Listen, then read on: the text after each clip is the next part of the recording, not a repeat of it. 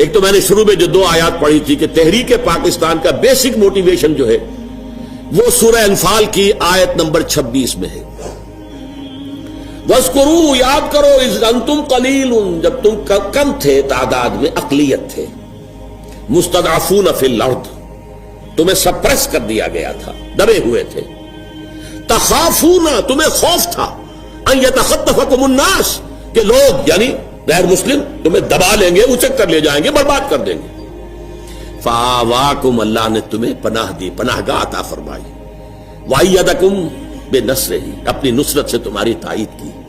ورزقکم من الطیبات لعلکم تشکرون، اور تمہیں پاکیزہ رزق فراہم کیا تاکہ تم شکر ادا کرو.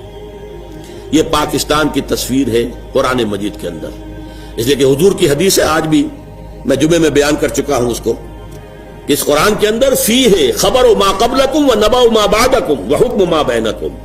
حضور نے فرمایا اس میں تم سے پہلے کی قوموں کے حالات بھی ہیں، تمہارے بعد میں آنے والوں کے حالات بھی ہیں، اور جو تمہارے مابین اختلافات قیامت تک ہوں گے ان کا حل بھی موجود ہے. تو یہ ہمارا ذکر ہے پاکستان. دیکھیے، میرے ایک فکر کا جو پہلو میں آپ کے سامنے رکھنا چاہتا ہوں، میرے نزدیک یہ یقینی ہے، حتمی ہے، شدنی ہے، اٹل ہے، قیامت سے قبل پوری دنیا میں نظام خلافت قائم ہوگا، اللہ کے دین کا غلبہ ہوگا. قرآن مجید میں اس کا صغرا کبرا ہے. وہ صغرا کبرا کیا ہے؟ کہ حضور کو بھیجا گیا غلبہ دین کے لیے. 3 دفعہ فرمایا هو الذی ارسل رسولہ بالہدی ودین الحق لیظہرہ علی الدین کلہ، اور 5 دفعہ فرمایا کہ ہم نے اے نبی آپ کو بھیجا پوری نوع انسانی کے لیے. وما ارسلناک الا کافۃ للناس بشیرا ونذیرا. منطقی نتیجہ کیا ہے؟ حضور کا مقصد بعثت اس وقت پورا ہوگا جب کل روح ارضی پر، کل عالم انسانیت پر اللہ کا دین غالب ہو جائے.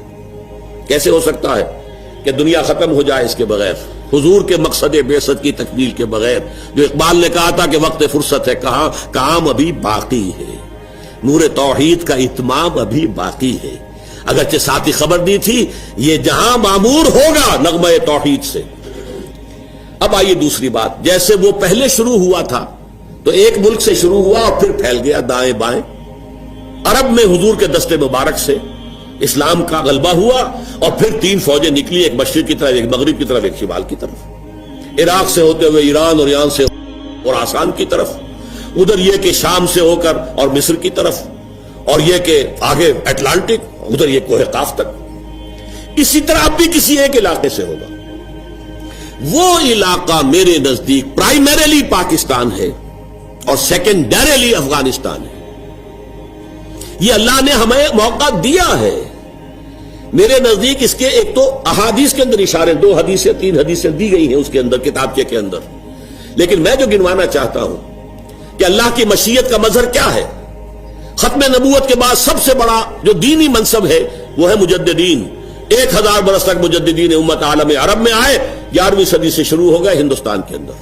مجدد الفسانی، شاہ ولی اللہ دہلوی، سید احمد بریلوی، شیخ الہند مولانا محمود حسن، اور پھر عظیم ترین شخصیت علامہ اقبال جیسا مفکر، مولانا مودودی جیسا مصنف، مولانا الیاس جیسا مبلغ. پوری دنیا میں ان کی پیرل شخصیتیں کوئی ہے ہی نہیں.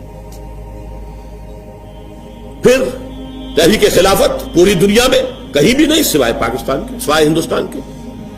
پھر یہ کولونیل رول سے آزادی سوائے یہاں کے کہ اسلام کا نعرہ لگا، کہیں بھی نہیں.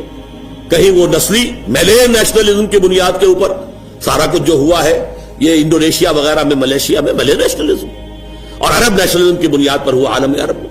اسلام کا نعرہ صرف یہاں لگا. پھر معجزہ ہے پاکستان. میری کتاب میں نے ثابت کیا معجزہ ہے، کسی اصول سے ثابت نہیں ہوتا کہ پاکستان بننے والا تھا. یہ تو بالکل اللہ تعالیٰ کی سنت ہے. عسى ربكم ان يهلك عدوكم ويستخلفكم في الارض فينظر كيف تعملون. ہو سکتا ہے کہ تمہارا رب تمہارے دشمن کو ہلاک کر دے، تمہیں زمین میں حکومت دے، پھر دیکھے گا تم کیا کرتے ہو. یہ ہے پاکستانی قوم کے لیے. یہ گھڑی محشر کی ہے، تورسۂ محشر میں ہے. پیش کر غافل عمل کوئی اگر دفتر میں ہے.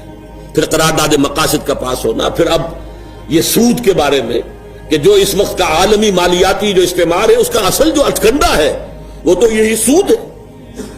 اقبال کہتے ہیں ای بنوک، ای فکر چالاک یہود. یہ بینکنگ کا پورا نظام جو ہے یہودیوں کے چالاک ذہن کی پیداوار ہے. نور حق سینہ آدم ربود، اس نے انسان کے اندر سے جو اللہ کا نور تھا، نفخت فیہ من روحی، اسے نکال پھینکا ہے. اب یہ درندہ بن گیا ہے. آدمی درندہ بے دندان و چنگ. نور حق السینہ آدم ربود. تا تہو بالا نہ گرددی نظام دانش و تہذیب و دین سودائے خام.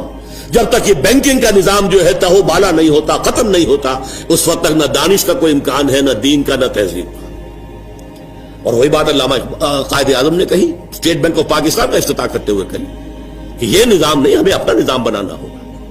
تو بہرحال ان حوالوں سے اللہ تعالیٰ نے بہت سے شواہد جمع کر دیے ہیں کہ یہاں سے احیاء ہوگا. بدقسمتی سے ہم اپنا سبق بھول گئے، منزل سے بھٹک گئے. ہماری دینی قیادت نے بہت بڑی غلطی کی، ہمالیہ ایسی غلطی کی، پاور پالیٹکس میں اپنی صلاحیتوں کو، قوتوں کو